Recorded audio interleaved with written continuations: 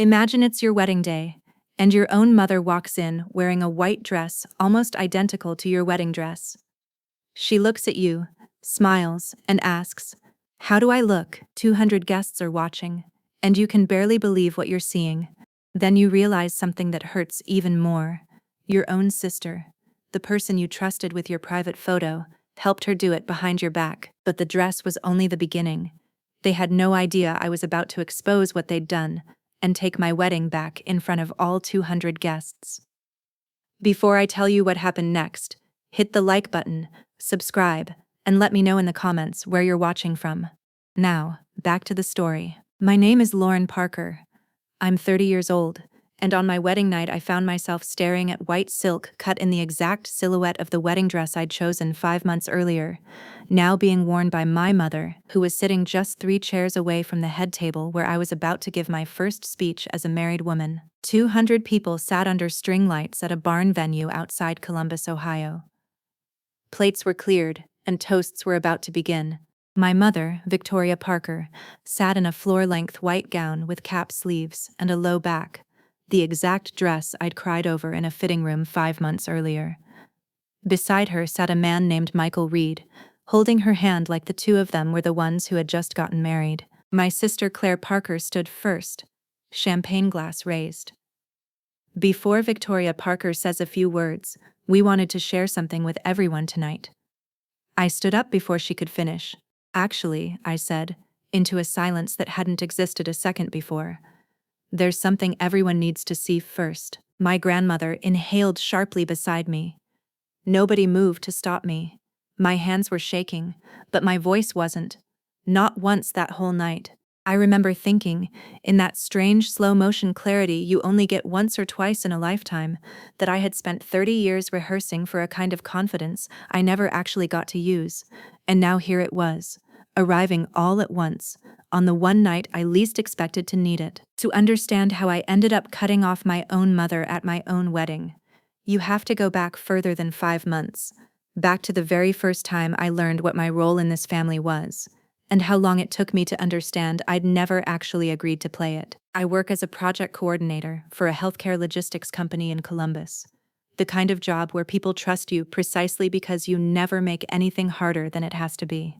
I've always been the reliable one, and being reliable in my family came with a cost I didn't fully understand until much later. I was 8 the first time I heard it out loud. I'd just finished a piano recital, 3 months of practice, not one missed note, and I ran off stage looking for my mother's face, certain this was the moment she'd finally be proud of me the loudest. I found her face already turned toward someone else. "Lauren's easy," she told another mother, laughing before she'd even noticed I was standing right there. "She doesn't need a fuss made over her, not like Claire Parker does." I didn't understand, at 8, that I'd just been handed a role I'd spend the next 20 years playing without ever agreeing to it. Nobody asked if I wanted to be easy. They just noticed that I was, and decided that meant they didn't have to ask me much of anything ever again. That role followed me everywhere after that. In middle school, when Claire Parker forgot our joint birthday project the night before it was due, I stayed up until 2 in the morning finishing it myself, because somewhere along the way I'd learned that keeping things smooth was my job, even when it wasn't my mess. My mother found me at the table the next morning and said only, "See, you always figure it out." Not a thank you, an assumption dressed up as a compliment. In college, when my mother called crying about money 3 weeks before my own tuition was due, I quietly took on a second job at a campus coffee shop, instead of asking her where the money had actually gone. I never once heard a thank you that sounded like it meant anything. What I heard instead was, "You're so good about this stuff," which is a different sentence wearing the same clothes. That same role followed me straight into the night Ethan Brooks proposed. We drove to my mother's house that evening, my hand still trembling under the weight of a ring I wasn't used to yet. My mother looked at the ring, not at my face, and said, quiet enough that I almost missed it, "Well, someone had to go first eventually." I laughed it off in the car afterward, but Ethan Brooks didn't laugh at all. He said it was a strange thing for a mother to say to her daughter on the night she got engaged, and I told him he didn't know her the way I did. I believed that, because believing anything else would have meant admitting my mother might actually resent the one good thing happening to me. That habit, absorbing friction so nobody else has to feel it, is the thing you need to understand about me before anything else in this story makes sense. It's the reason it took me 29 years to say a single word out loud in my own defense. There's one more thing I should tell you before we go further back. 4 months before my wedding, I caught my mother staring at a photo on her phone for just a second too long before she locked the screen. I didn't think anything of it that day. I had no idea it was the first piece of a puzzle I wouldn't finish assembling until the night I stood up at my own reception with proof in my hand. To understand my mother, you have to understand what happened 18 months earlier, when my father left her for a woman 12 years younger. A woman he later married in a small courthouse ceremony my mother wasn't invited to and never asked to attend. My mother never really talked about it directly. What she did instead was smaller and stranger. She started commenting on other people's weddings with a specific kind of bitterness. "Must be nice," she'd say, scrolling through someone's engagement photos, to still believe in it. She stopped wearing her own wedding ring exactly 1 week after the divorce was finalized, and I never once saw her cry about it in front of me. I didn't think much of it at the time.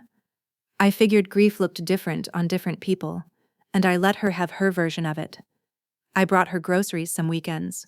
I sat with her on the porch when she didn't feel like talking, and I thought that was enough. What I didn't know, what I wouldn't learn until months into planning my own wedding, was that my father had been invited to mine, and that my mother had known since the week I sent out invitations that he would be sitting in that barn with his new wife, watching his older daughter marry in the kind of ceremony my mother never quite got the ending of herself. Around that same time, about 2 months before the wedding, a package went missing from my mother's porch. She called me in a panic, so I drove over that Saturday with a small indoor security camera and set it up in her living room, angling it to catch most of the room. "Can it see the whole room, or just the door?" she asked while I synced it to her Wi-Fi. "The whole room," I told her. The camera uploaded footage automatically to an account I'd helped her set up, and she never changed the login because she kept forgetting passwords. I rarely opened the app again after the package turned up. Neither of us thought about that camera for months. I had absolutely no idea it would eventually catch the one conversation neither of them could ever explain away. In March, I found the dress at a small appointment-only boutique on the north side of town. Fitted bodice, cap sleeves, low back, exactly the silhouette I'd been sketching since I was 16 in a notebook full of pencil drawings for a wedding I hadn't even had a fiancé to imagine yet. I remember standing in front of the three-way mirror while the seamstress pinned the back, and feeling something settle in my chest that I hadn't expected, a kind of certainty I didn't usually let myself feel about anything. I cried a little, quietly, and asked the seamstress to photograph it so I could show Ethan Brooks, since he wasn't allowed to see the real thing before the wedding. That night, on my couch with a glass of wine, I sent the photo to Claire Parker with a message.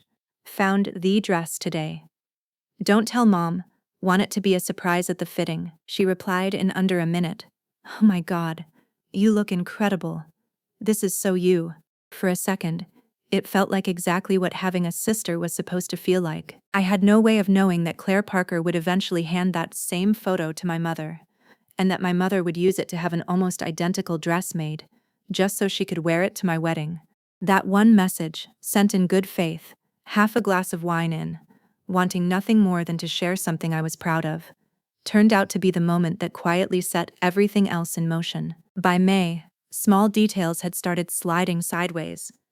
My mother asked me twice whether my dress had structure in the shoulders. I told her again, cap sleeves, low back, and she nodded like she was confirming something rather than asking it. She rearranged my seating chart without asking, moving a man named Michael Reed to a table near the front. "It just flowed better," she said when I asked why, and then sighed and told me not to make everything bigger than it needed to be. It was just a wedding detail. Her phone, which used to sit face up on the counter buzzing with coupon alerts, disappeared into her bag entirely. One night, while we were addressing invitations at her kitchen table, a text lit up loud enough for me to catch a name before she flipped the screen over. Michael Reed. Work thing, she said, not looking up. She hadn't worked in 11 years. There was a fourth thing I didn't clock as strange until much later. My mother asked, almost in passing, whether my father would be bringing the wife. I told her yes. She said, good, in a tone that had nothing good in it, and changed the subject. I filed each of these away instead of asking about them, the way I always did, telling myself none of them were worth the fight that asking would start. At the time, I didn't realize I was doing it again, explaining away one warning after another, because asking the wrong question had always felt more dangerous than living without the answer. 2 nights before the wedding, at the rehearsal dinner, I asked Claire Parker one careful question about an odd email regarding extra photography coverage. She turned on me in front of the whole table, fork still in hand. Why does everything have to be an investigation with you? It's your wedding, not a courtroom. My mother set her wine glass down harder than necessary. Can one thing not turn into a production because of you?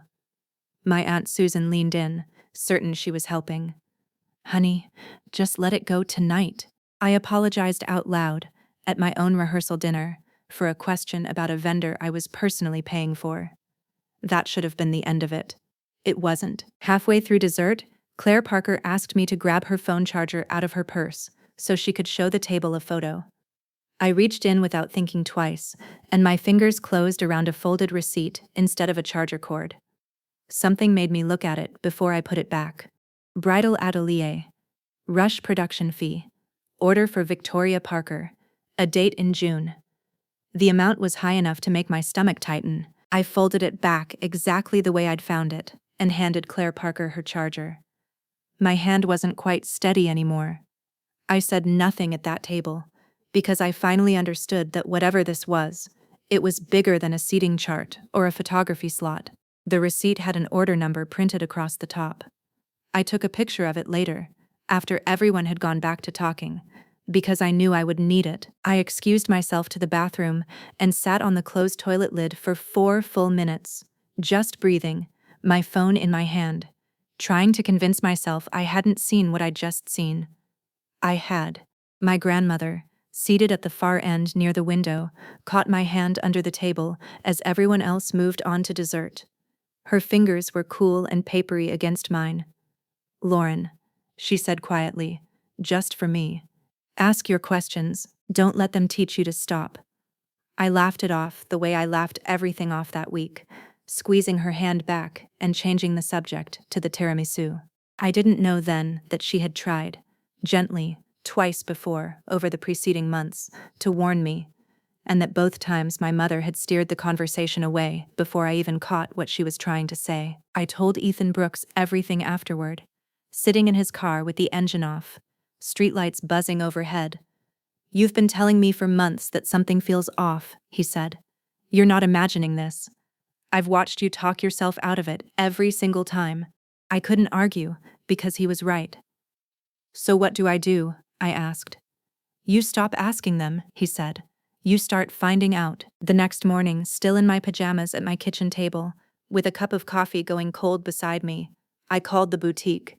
I gave them the order number from the receipt and asked if they could confirm whether the order was connected to the dress I'd seen. They couldn't give me the client's personal information, but they confirmed the design notes. Bridal-style bodice, cap sleeves, low back, and they told me the order had been created from a reference photo supplied by the client's daughter. I only had one sister. I sat with that sentence for a long moment before I could make myself keep going.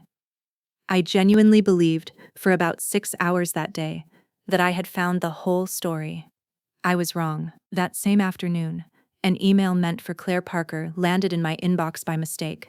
The subject line read, "Additional coverage, Victoria Parker and Michael Reed, Saturday evening." I read it twice. 45 minutes of my own reception had already been booked for proposal and engagement portraits, at Victoria Parker's request. The photographer had even been told to keep it discreet until the announcement. Not just a moment stolen, an entire part of my wedding reception had been reserved for someone else's proposal. I closed my laptop and walked around my apartment for a while, before I let myself open the wedding gift account Claire had been helping me manage. There it was in the transaction history, a payment made to Bridal Atelier, using money our guests had sent for my wedding. Claire Parker had used part of the gift money to help pay for my mother's dress.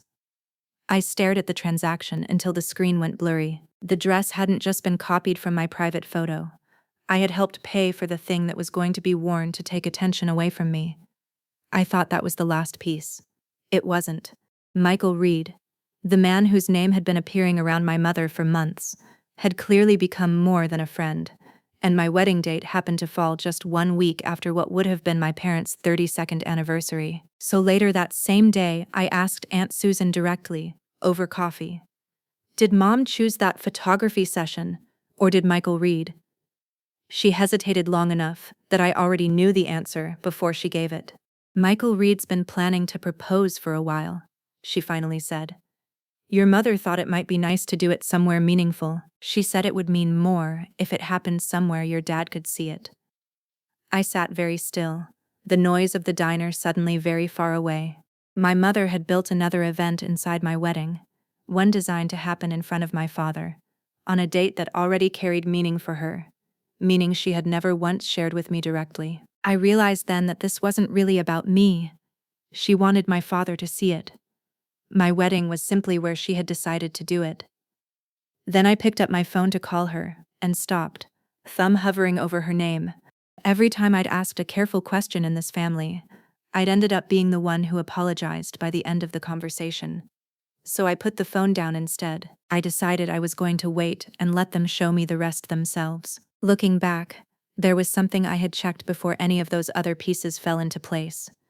The morning after the rehearsal dinner, I opened the camera app on my mother's living room system and scrolled back through the saved footage from the week before. I found what I was looking for in under 4 minutes. My mother and Claire Parker on the couch, wine glasses in hand. Don't tell Lauren about the dress. Not yet. Let her find out with everyone else. She's going to lose it, Mom. You know that, right? She'll get over it. She always does. I kept scrolling and found a second clip. My mother, alone on the phone, her voice low. It has to be that weekend, Michael Reed. Her father's only in town that one weekend. I need him to see it. A pause. No, she won't mind. She never minds anything. I sat with that sentence longer than any of the others. It wasn't cruelty, exactly. It was worse than cruelty. It was certainty. My mother wasn't planning around the possibility that I might object. She wasn't planning around me at all. In her mind, I wasn't a person with a limit, just someone who would always give in. I saved both clips. I closed the app and waited. The night before the wedding, unable to sleep, I opened a blank document and wrote a letter to my mother. Every dismissed birthday, every she's easy, every apology I'd given for a question I had every right to ask. I never sent it. But reading it back the next morning, I noticed something strange. Nowhere in 2 hours of writing had I once apologized. The morning of the wedding, my mother walked into the bridal suite in that floor-length white gown. Mom, I said, my voice flatter than I expected.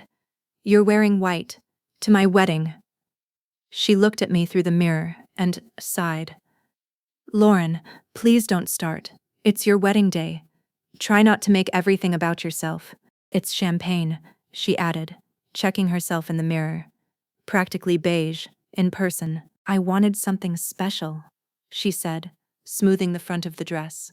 After everything that happened, I thought I deserved to feel beautiful too. Then she smiled at herself in the mirror. What do you think, Lauren? It wasn't beige, and she had no idea I already knew where that dress had come from. She moved around the bridal suite that morning, as calmly as I'd ever seen her, completely unaware that I'd already found the proof.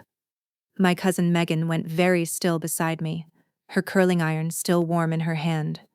Lauren, she said quietly, that's your silhouette. That's not a coincidence. I already knew that. I said nothing. I let my mother believe, for a few more hours, that I was still the daughter who wouldn't say a word, because I needed those hours to walk down the aisle and become someone's wife before I became anyone's problem. Ethan Brooks found me alone for 2 minutes before the ceremony, his tie still crooked, his hands a little cold with nerves. I told him everything: the boutique, the gift fund, the photography slot, the recordings, the anniversary date, My father. He listened without interrupting once, his jaw tightening slightly with each new piece. When I finished, he took both my hands, steadying them without seeming to notice he was doing it. You don't owe them a calm reaction today. You never did. But whatever you decide to do, and whenever you decide to do it, I'm standing right next to you when it happens. That was the moment I stopped being afraid of what would happen if I finally stopped being easy. My mother caught my eye from across the table and gave me a warning look. Lauren, she whispered, don't embarrass yourself. Nobody here is going to take this as seriously as you are. I stood up before Claire Parker finished her toast. My heart was hammering so hard I could feel it in my ears, but my voice came out steady in a way that surprised even me. Somewhere behind me, I heard a chair leg scrape against the floor. There's something everyone needs to see first, I said. 200 faces turned toward me instead of my mother.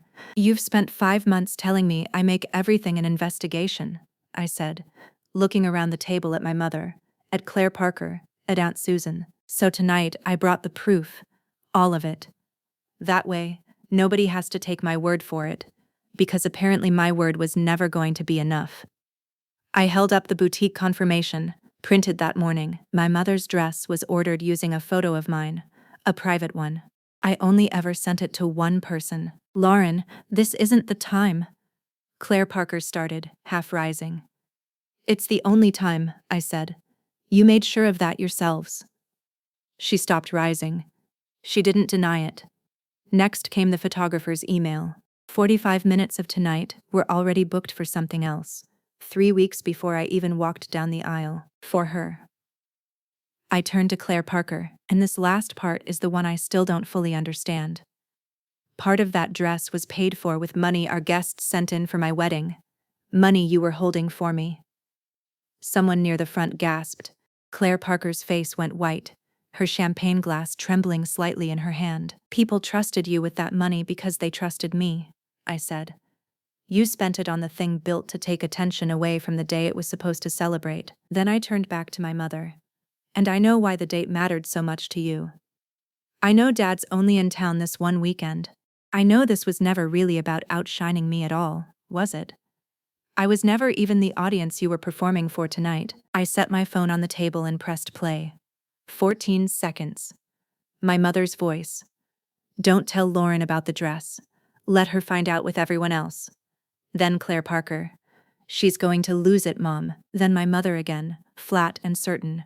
She'll get over it. She always does. The room went silent in a way that had real weight to it. I wasn't supposed to be surprised along with everyone else tonight, I said. I was supposed to be the only one who didn't know it was coming, at my own wedding. My grandfather set down his fork. Victoria Parker, he said, quiet but clear enough for 6 tables to hear. How long has this been going on? My mother's composure cracked all at once. Her hand gripped the edge of the table.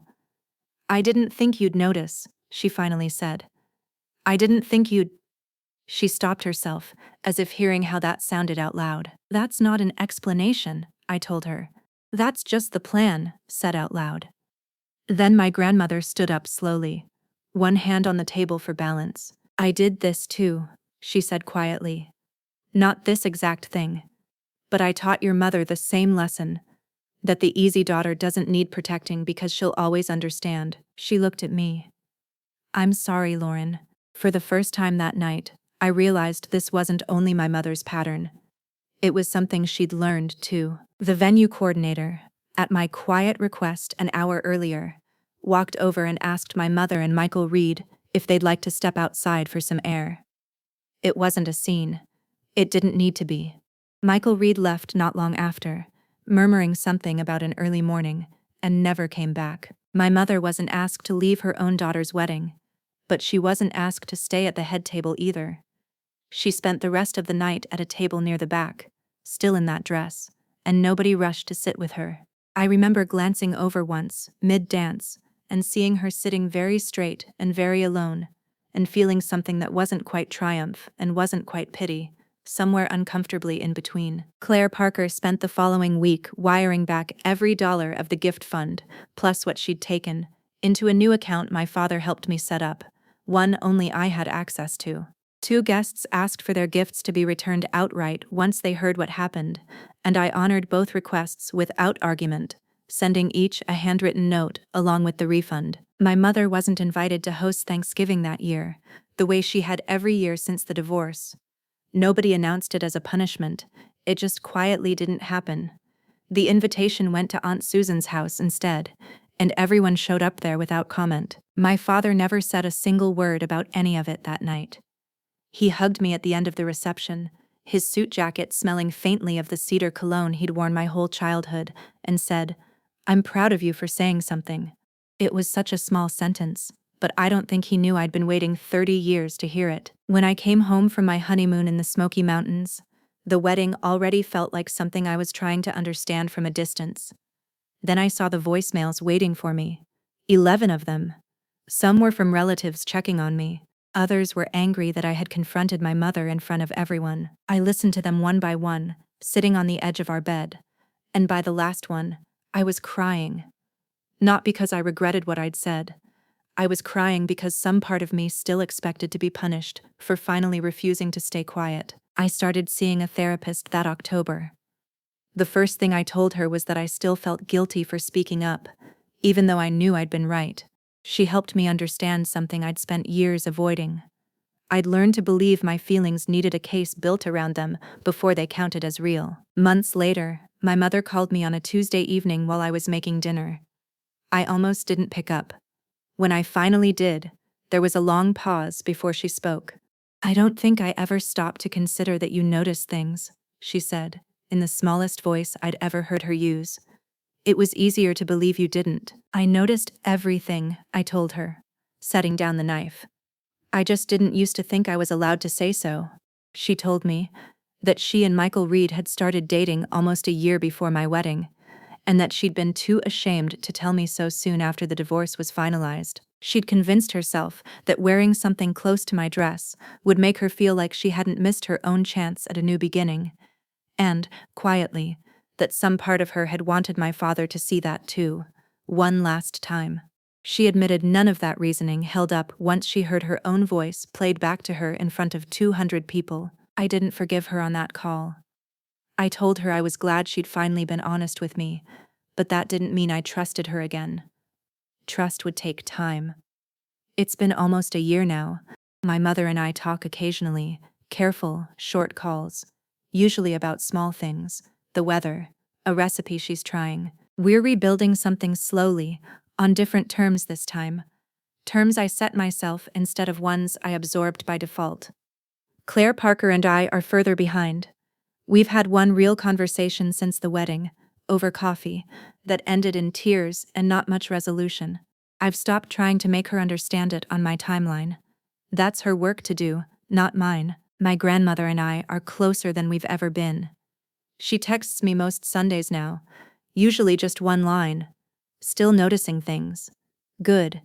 It's become a small ritual between us, one I've come to look forward to more than almost anything else in my week. At work, something shifted too, in a way I never expected a family wedding to touch. That spring, I asked for a raise for the first time in 4 years, with numbers and a case laid out plainly. No apology folded into the request. I got it. My manager told me afterward she'd always assumed I didn't want more responsibility because I never asked for it. I told her, half laughing, that I was working on that. I used to think keeping the peace meant swallowing the things that hurt me. Now I know better. I still love my family. But love doesn't mean pretending something didn't hurt just because the truth makes people uncomfortable. I thought standing up for myself would make me lose the people I loved. Instead, it showed me how long I'd been losing myself. And sometimes, standing up for yourself isn't about walking away from everyone else. It's about finally refusing to walk away from yourself. If you've ever stayed quiet just to keep the peace, tell me in the comments what finally made you speak up. And if Lauren's story touched you, subscribe for more stories. Thanks for watching.